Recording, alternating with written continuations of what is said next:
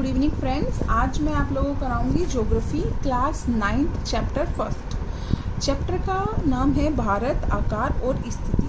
अब बताएंगे भारत के आकार और स्थिति कैसी है। तो स्थिति, एक विशाल देश के रूप में भारत उत्तरी गोलार्ध में स्थित है और उसका पूर्व भाग 8 डिग्री 4 मिनट नॉर्थ से लेकर 37 डिग्री 6 मिनट नॉर्थ अक्षांश पर है तथा 68 डिग्री 7 मिनट ईस्ट से लेकर 97 डिग्री 25 मिनट पूर्व देशांतर तक है। अब मैं आपको इतना ही समझाती हूँ, जैसे कि इन्होंने बोला 8 डिग्री 4 मिनट यहाँ से लेकर साउथ से लेकर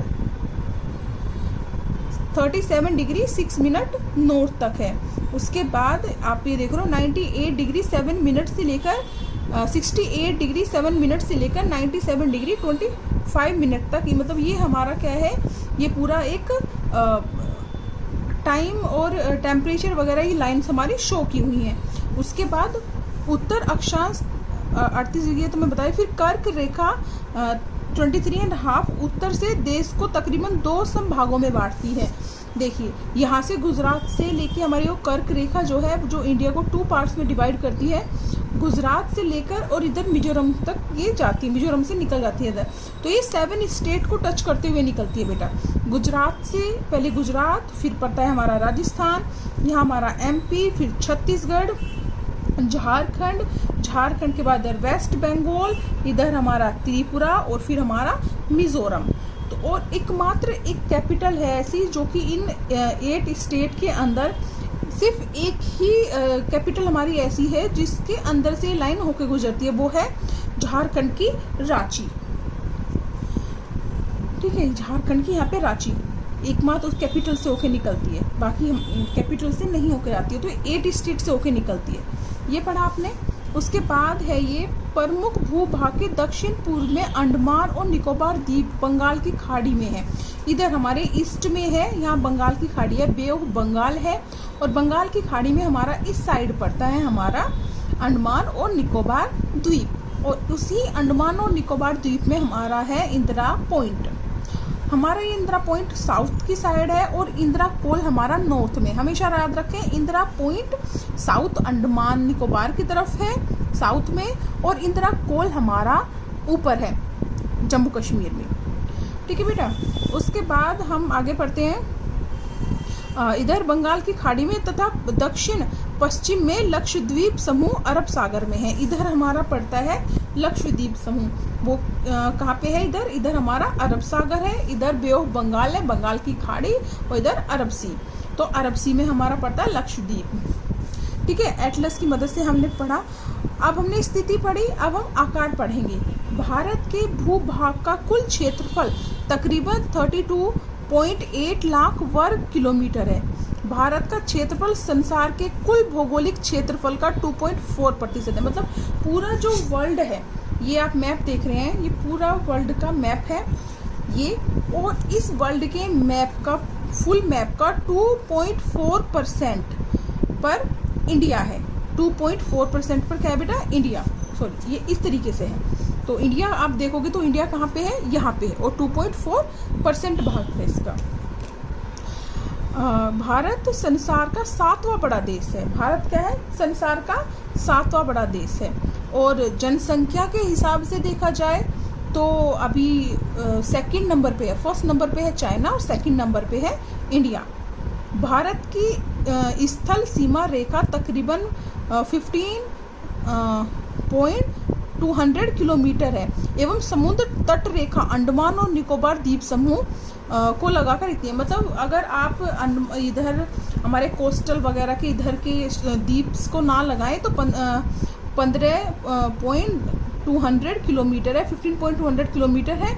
और अगर हम ये सब की मतलब कि सीमाएं वगैरह काउंट करते हैं तो 7516.6 किलोमीटर है। 7516.6 किलोमीटर। ठीक है। अब यहाँ एक मोस्ट पॉइंट ही दिया हुआ है, भारत के केंद्र शासित प्रदेश का सबसे दक्षिणतम बिंदु। तो भारत के केंद्र शासित प्रदेश जो दक्षिण में है तो अंडमान निकोबार द्वीप है। जिसमें इंदिरा पॉइंट कहा जाता है, इंदिरा पॉइंट भी उसको बोला जाता है। तो अंडमान और निकोबार द्वीप आप समझ गए होंगे। सन 2004 में सुनामी लहरों के चलते समुद्र में डूब गया था। ये आज तक इंदिरा पॉइंट एक ही बार डूबा है सुनामी में, वो भी कब, 2004 में सुनामी के टाइम ये डूब गया था। अब आप देख रहे हो ये ईस्ट, नॉर्थ से आप इधर साउथ जाओगे तो नॉर्थ से साउथ की जो लेंथ है वो है 3214 किलोमीटर, 3214 किलोमीटर हमारी इधर है लेंथ। और अगर आप वेस्ट से ईस्ट जाओ या ईस्ट से वेस्ट जाओ तो 2933 किलोमीटर है, ये हमारी है लंबाई है हमारी। आप नीचे देख रहे होंगे ये टॉपिकल ऑफ कैंसर, ये हमारी है, ये डिवाइड करती है 23.5 डिग्री नॉर्थ। और ये हमारे हैं, आप नोट कर लीजिए, tropic of cancer pass through 8 state, Gujarat, Rajasthan, MP, Chhattisgarh, Jharkhand, West Bengal, Tripura और मिजोरम। अब बेटा यहाँ पे दिया हुआ है गुजरात से अरुणाचल प्रदेश के स्थानीय समय में 2 घंटे का अंतर होता है। मतलब गुजरात में 2 घंटे लेट सनराइज होगा, लेकिन और अरुणाचल प्रदेश में 2 घंटे पहले सनराइज होता है। मतलब सूर्योदय अगर गुजरात में 7 बजे होता है, सन की पहली किरण 7 बजे आती है, तो अरुणाचल प्रदेश में वो 5 बजे होगी। अरुणाचल प्रदेश में सनराइज 5 o'clock होगा और गुजरात में 7 o'clock, तो 2 आवर्स का उसमें गैप होता है, घंटे का अंतर। और ये 82 डिग्री 30 मिनट पूर्व देशांतर रेखा भारत के मानक मेंतर कहलाती है, जो कि उत्तर पूर्व में ये मिर्ज़ापुर से गुजरती है। ये लाइन जो हमारी होती है, ये लाइन हमारी यहाँ से जो टाइम लाइन होती है, ये टाइम लाइन हमारी यहाँ से होते हुए जाती है, जो कि 82.30 मिनट यहाँ से 82 डिग्री 30 मिनट ऐसे होके गुजरती है। और यहाँ से उत्तर प्रदेश के मिर्ज़ापुर से गुजरती है ये टाइम लाइन। और ये टाइम लाइन हमारे इंडिया के 5 स्टेट से होके गुजरती है, यहाँ से होती हुई जाती है और इंडिया के 5 स्टेट से होके निकलती है ये। और इधर उसका जो हम टाइम पॉइंट नापते हैं वो टाइम पॉइंट है हमारा यूपी में मिर्ज़ापुर। फिर है भारत तथा विश्व। भारतीय भूखंड एशिया महाद्वीप के पूर्व और पश्चिम के बीच में स्थित है। अब आप मैप देखोगे तो मैप में क्या होगा, एशिया महाद्वीप कहाँ पे है, भारतीय भूखंड एशिया महाद्वीप के पूर्व और पश्चिम के बीच है, पूर्व और ये इनके बीच में यहाँ पे है। भारतीय भूभाग एशिया महाद्वीप का दक्षिणी विस्तार है। पश्चिम में यूरोपीय देशों और पूर्व एशियाई देशों को मिलाने वाला हिंद महासागर भारत को केंद्रीय स्थिति प्रदान करता है। देखिए दक्षिण का पठार हिंद महासागर में शीर्षवत फैलाव रखता है और पश्चिम एशिया, अफ्रीका और यूरोपीय देशों के साथ साथ पूर्व एशिया के देशों से भी पूर्व तट के जरिए निकटतम संबंध बनाए हुए है। हिंद महासागर में किसी भी देश की तटीय सीमा भारत की तरह नहीं है। भारत की इसी अहम स्थिति के चलते एक महासागर का नाम उसके नाम पर रखा गया है। यही आप बेटा नीचे इम्पोर्टेंट पॉइंट आप ये पढ़ोगे, सन 1869 में स्वेज नहर के खुलने से भारत और यूरोप के मध्य दूरी 7000 किलोमीटर कम हो गई। अब ये कैसे है, स्वेज नहर कैसे है, और मैं आपको मैप में बताती हूँ। देखिए ये वर्ल्ड का मैप है, ये हमारा इंडिया है। जब 1869 में यहाँ पे 69 में स्वेज नहर बनी थी, स्वेज नहर नहीं थी उससे पहले 1869 में बनी थी, लेकिन उससे पहले क्या होता था, हम ऐसे घूम के यहाँ से जाया करते थे यूरोप, और हमें टाइम वगैरह और काफ़ी मतलब खर्च वगैरह आता था। लेकिन जैसे ही 1869 में इधर से बनी हमारी स्वेज नहर, कौन सी स्वेज नहर बनी, तो वो ऐसे तो टाइम और हमारा मनी भी बचने लगा। इस साइड से सीधे यहाँ से, और ये इधर को होके जाता है इथोपिया, यमन, मिस्र, सूडान, यहाँ से होते हुए आप यहाँ इजिप्ट के पास यहाँ से निकल जाएगी, इजिप्ट से होते हुए निकलती है स्वेज नहर। तो स्वेज नहर कब बनाई गई थी बेटा, 1869 में स्वेज नहर। तो कितना समय यूरोप के मध्य जन में कम हो गया, 7000 किलोमीटर कम हो गया समय। अब है भारत का विश्व के देशों के साथ युगों पुराना संबंध है, लेकिन यह संबंध समुद्रीय जल मार्गों की तुलना में भूभागों से होकर जाता था। उत्तरी पर्वतों के दर्रों से कई यात्री प्राचीन काल में भारत आए। जैसे कि आपको पता होगा कि जब भी हमारे देश पर कोई अटैक होता था तो कहाँ से आते थे वो बाहर के लोग, कहाँ से आके अटैक करते थे, वो करते थे इस साइड से। जैसे ये इंडिया है, आप देख रहे हो, तो कभी भी वाटर के थ्रू अटैक नहीं हुआ है इंडिया पर। हमेशा कैसे हुआ है, अटैक हुआ है इधर लैंड से। तो वो लोग इस साइड से आते थे, लैंड की साइड से, दर्रों से प्राचीन काल से, जबकि समुद्र मार्ग बहुत समय तक अज्ञात थे। ये मार्ग प्राचीन काल से विचारों और वस्तुओं के आदान प्रदान का माध्यम रहे हैं।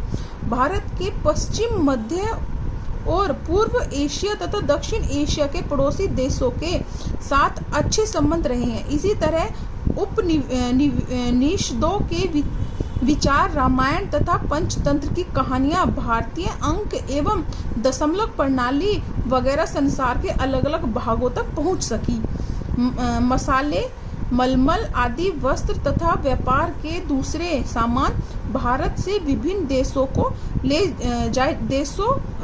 ले जाए जाते थे। इसके विपरीत यूनानी स्थल कला तथा पश्चिम एशिया की वास्तुकला के प्राचीन मीनारों तथा गुंबदों का असर हमारे देश के भिन्न भिन्न भागों में देखा गया।